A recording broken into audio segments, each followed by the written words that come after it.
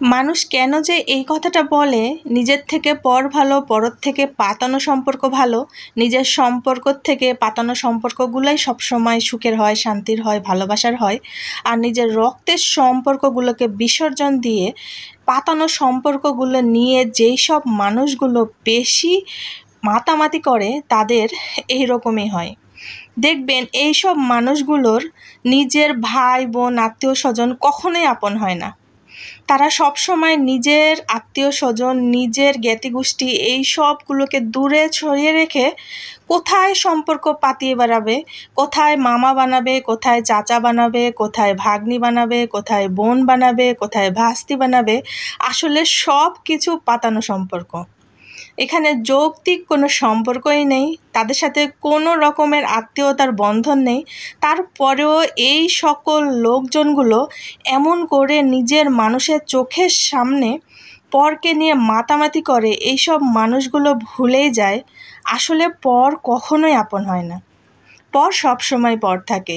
10 বছর সে আপনার সাথে থাকবে, 5 বছর সে আপনার সাথে থাকতে পারে, কিন্তু আজীবন আপনার আত্মীয় স্বজন, আপনার নিজের রক্তের ভাই, নিজের রক্তের বোন, নিজের আত্মীয় স্বজন, শ্বশুর বাড়ির, বাবার বাড়ির, এরাই থাকবে। এর থেকে বাইরের লোকজন যারা, তারা সব সময় আবর্জনায়।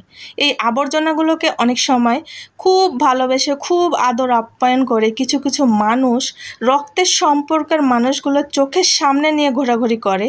এই জিনিসগুলো আসলে খুবই খুবই খুবই অপমানজনক, যেটা তারা বুঝেই না। এই সকল পাতানো সম্পর্ক যারা করে, তারাই শুধু জানে যে, মন থেকে বোঝে হয়তোবা যে নিজের সম্পর্ককে আগলিয়ে রাখার জন্য যে সাধারণ কমন সেন্স দরকার, যে সাধারণ ভালোবাসা দরকার, যে উদারতা দরকার, সে উদারতাটুকুও তাদের নেই।